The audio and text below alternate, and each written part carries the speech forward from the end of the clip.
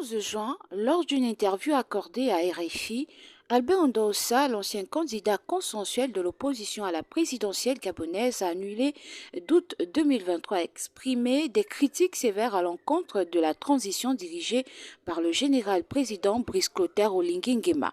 Il a notamment dénoncé les conclusions du dialogue national inclusif et mis en garde contre les risques d'un retour à l'ancien régime déchu. Que pensez-vous de la position d'Albert Ndossa, ancien grand rival d'Ali Bongo? Partagez-vous ces inquiétudes concernant la direction prise par la transition? Pensez-vous qu'il est raison d'affirmer que la transition va dans le mauvais sens? La rédaction d'Info 241 a baladé ses micros dans les villes de Libreville et Port-Gentil pour recueillir les avis des populations. Voici les réactions recueillies. Ayant un regard objectif, sincèrement, le pays n'a toujours pas décollé. Bon, maintenant, gardons espoir, mais on est déçus. Moi, je suis déçue en tant que citoyenne gabonaise, je suis déçue. Bien évidemment, je partage son avis parce que en réalité, rien n'a changé, si ce n'est quelques routes qui nous ont refaites. Vraiment rien n'a changé, on est toujours là dans le chômage, on est toujours là avec les mêmes PDGistes qui ont occupé les mêmes postes, les mêmes qui ont volé pendant plusieurs années avec le PDG sont toujours là présents, ils ne sont pas inquiétés par la justice. C'est les plus faibles encore même qui sont inquiétés de nos jours par la justice. Pourtant, ils n'ont pas autant dérobé l'argent comme ces politiciens-là du PDG. Mais vraiment, je partage l'avis de notre candidat de 2023. Voilà, un Gabonais normal.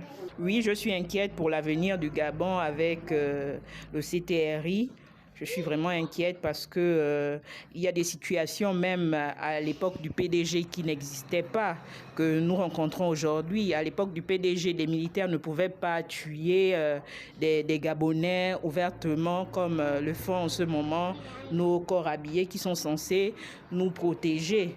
Nous sommes dans la crainte totale même déjà de nos forces de défense et de sécurité. Oui, effectivement, comme tous les Gabonais, j'ai suivi avec attention l'interview accordée le 11 juin dernier au professeur Albert Ndossa à la chaîne RFI. Et effectivement, pour répondre à vos trois questions, je commencerai par la première. La première, je dirais tout simplement que, d'abord, je trouvais le professeur Ndossa beaucoup plus modéré que lors de sa déclaration, son point de presse tenu conjointement avec M. Maranga Moussavou. Je l'ai trouvé modéré. Maintenant, derrière, vous sentez une personne qui reste aigrie, une personne qui avait voulu gérer le pouvoir pour le pouvoir lors des dernières élections. Dieu merci n'est pas passé parce que si c'est réellement passé, je ne sais pas comment les choses allaient se passer. Alors vous me direz, est-ce que je regrette l'avoir soutenu? Je ne sais pas, peut-être. J'ai envie de dire que oui, les inquiétudes ne vont pas à l'endroit de la politique du chef de l'État Brice Clotaire Oligui Nguema. Non. Les inquiétudes, je crois, naissent pour ma part de la manière et du comportement de nombreux collaborateurs du chef de l'État. Et ça se traduit à tous les niveaux. Voyez-vous même pour le cas de Port-Gentil où nous sommes, beaucoup de délégués spéciaux se croient des maires investis par un parti politique au cours d'un mandat, alors qu'ils ont été là, ils ont été nommés, c'est pour assurer la continuité de la politique du chef de l'État. Mais vous allez les voir, je prends un exemple à petite échelle, beaucoup de délégués spéciaux se comportent comme s'ils avaient des mandats électifs, alors qu'ils sont là pour assurer la continuité du chef de l'État. Et ça se traduit à tous les niveaux. Donc oui, effectivement, le comportement de ces personnes, de ces collaborateurs, font en sorte qu'ils veulent donner raison aux oiseaux de mauvaise augure. Maintenant, quant à penser qu'ils ont raison sur la trajectoire que prend le sens de la transition, non, je pense simplement que il y a encore espoir et penser que déjà la transition a jusque-là bien œuvré et pour le reste des temps jusqu'aux élections, je pense que si le président de la transition revoit sa copie, c'est-à-dire revoit beaucoup de ses collaborateurs, on pense qu'on peut effectivement revenir sur les rails et ensuite au terme de la transition avoir une mention avec succès. Oui, je partage cet avis. Au sorti du 31 août, j'avais confiance. Monsieur Oligui Nguema nous a donné l'espoir, mais aujourd'hui, les preuves sont là. Il était déjà lancé. On voyait où sortaient les billions, on voyait plus ou moins où partaient aussi les milliards qui étaient ramassés ci et là dans les domiciles. Aujourd'hui, il n'y a plus aucune communication. Ceux qui ont pillé le pays pendant toutes ces années sont toujours là. Beaucoup même ont encore eu des postes. Sinon, les enfants même de ces derniers, beaucoup ont eu des postes. Qu'est-ce qui est réalisé concrètement? On a fait beaucoup de bruit là. Oh, venez à la fonction publique, venez, venez, venez, venez. On est là, statu quo.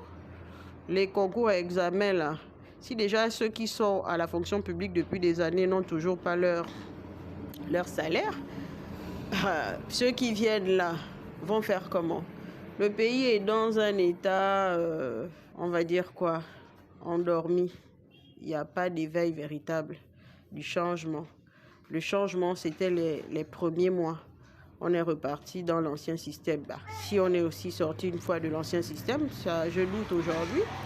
Je pense on surfe entre le chaud et le froid, mais on doit retenir que les mêmes causes produisent les mêmes effets. Donc tu partages les inquiétudes? Je partage ces inquiétudes-là. Je partage.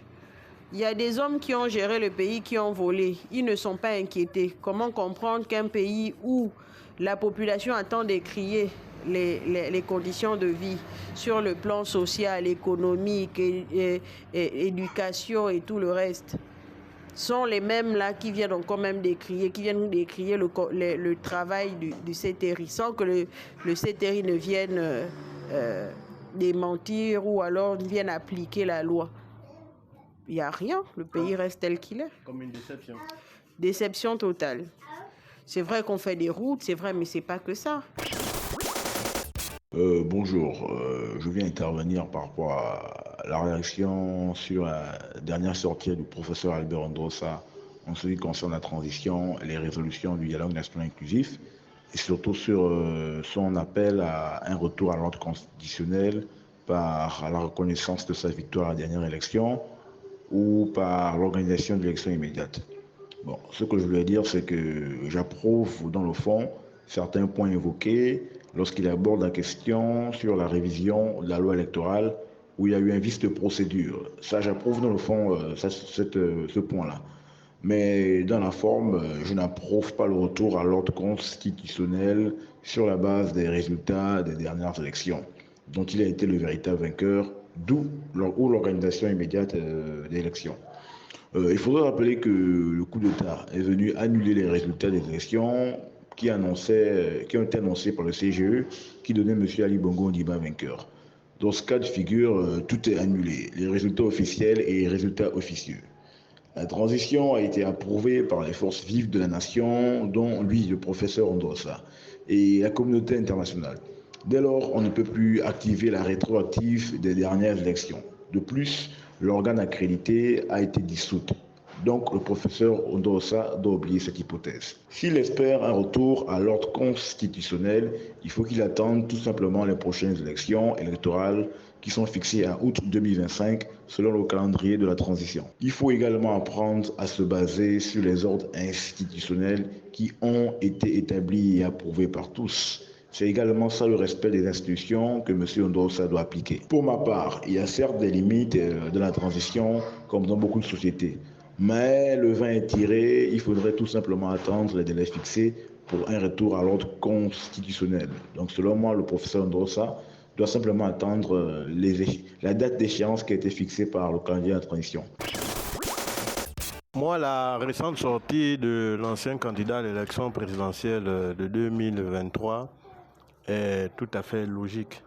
Déjà à la base, quand il s'est porté candidat, il avait décrit bon nombre de choses qui aujourd'hui n'ont pas changé. Et après ça, il avait justement dit à la sortie du coup d'État que c'était un coup d'État de palais, c'est-à-dire le changement de tête, parce que bien évidemment les Gabonais étaient dépassés, que depuis les années 60 à maintenant, ce n'est qu'une seule famille qui dirige le pays. Qu'à cela ne tienne, on va dire bientôt un an. Sinon, dans 2 mois, août prochain, le CTR fera le bilan de ses actions sur le terrain. Et sur les populations, qu'est-ce qui a changé? On remarque, bon, les routes sont bétonnées, c'est du béton armé, pas bitumé. Voilà. Il fallait qu'on dépose les dossiers de la fonction publique. Rien n'a évolué jusqu'à présent. Il n'y a pas de suite. Le chômage des jeunes évolue encore. Les sociétés sont complices. et puis les mêmes actionnaires dans les sociétés regardent, rien ne marche. En fait, on ne va pas dire qu'il a tout à fait raison, mais il a raison de fustiger que rien n'a évolué. Et pour nous, les Gabonais lambda, nous pensons que c'est logique parce que c'est nous qui vivons ça au quotidien.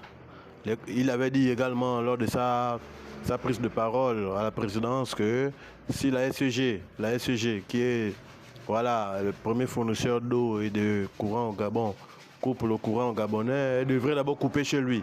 Malheureusement, même les Librevillois ont vécu ça près d'un mois. Port-Gentil ici, pareil.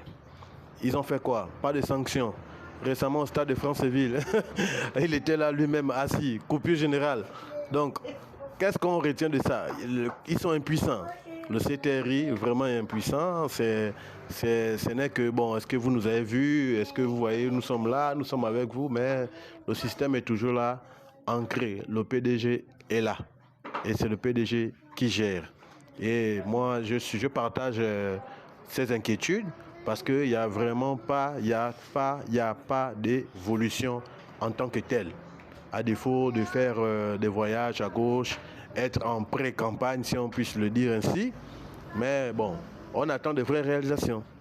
Surtout qui impactent le social des Gabonais. C'est un peu ça. Moi, je ne peux pas condamner le professeur Albert Ndossa pour des raisons simples, son patriotisme, son sens du devoir. Mais ce que je déplore, c'est la toile à laquelle il s'est exprimé, RFI. C'est la toile du colon, c'est la toile de l'adversaire. Oui, c'est vrai, de tirer l'attention. Trop dit même qu'il a fait des critiques sévères. Non, il a juste donné son point de vue. Tout le monde a la liberté d'expression, de s'exprimer. Il a le droit de s'exprimer, de dire ce qu'il pense. Et je ne peux pas trop condamner, mais derrière cette interview, c'est pour quel but?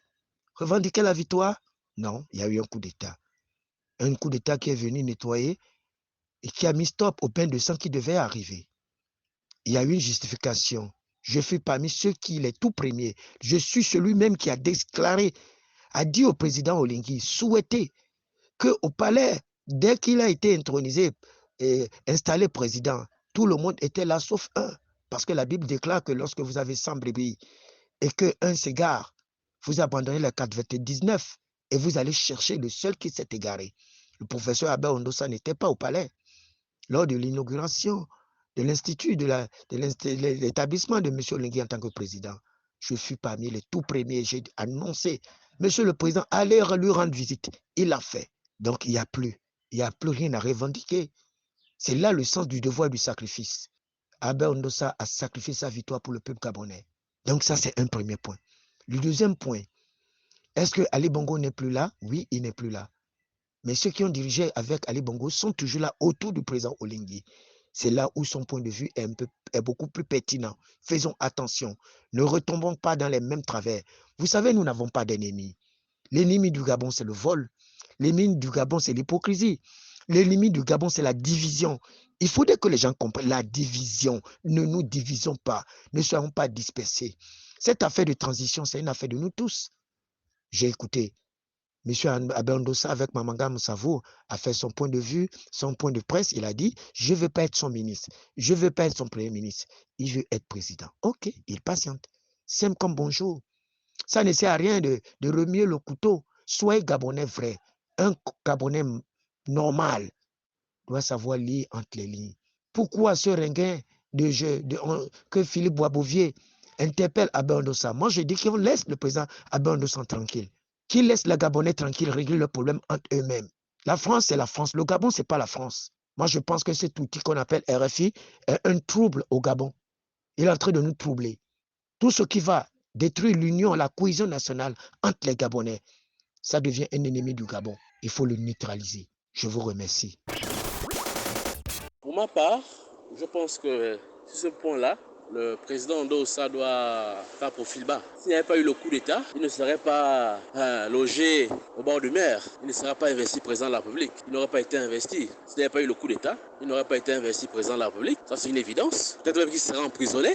Avec déjà ce qu'on l'accusait là, le fameux audio qui circulait entre lui et Chambrier. Albert Ndossa ne devait jamais être investi président de la République. Il devait peut-être être actuellement en garde à vue, en prison surveillée ou bien emprisonné. Déjà, on l'accusait avant les élections de fomenter un coup d'État en complicité avec un pays voisin. On a vu un audio qui circulait entre lui et Chambrier. Et peut-être même la crise électorale qui devait impérativement avoir lieu après les élections, on devait l'accuser d'être à l'origine de cela. Donc je pense que quand on fait la politique, il faut privilégier l'intérêt supérieur de la nation. Il faut privilégier l'intérêt général au détriment de nos intérêts partisans ou égoïstes. Donc le coup d'État ne vient pas parce que le pays était mal géré. Le coup d'État vient parce qu'il y avait une crise électorale qui devait s'annoncer, qui était en vue, qui était inévitable. Si les résultats des urnes avaient été proclamés, il n'y aurait pas eu coup d'État. Il y a eu coup d'État parce que ce sont des faux résultats qui sont sortis, qui ont été proclamés, des résultats tronqués. Et le but premier du coup d'État vise à empêcher la crise post-électorale, qui devait encore faire des victimes. Et c'était pour empêcher ça. C'est pourquoi ça a été salué partout, même jusqu'à l'international. Celui qui a fait le coup d'État, c'est les militaires qui ont fait le coup d'État. Quand on fait le coup d'État, c'est pour être au pouvoir. La façon pour une transition, pour mettre au pouvoir aux civils, c'est de réformer les institutions et d'organiser des élections libres, justes, transparentes et crédibles pour que la volonté du peuple puisse s'émouvoir, puisse être reconnue. C'est un peu ça. Donc la transition est de 2 ans, ce qui est raisonnable. Le CTRI vient pour restaurer les institutions.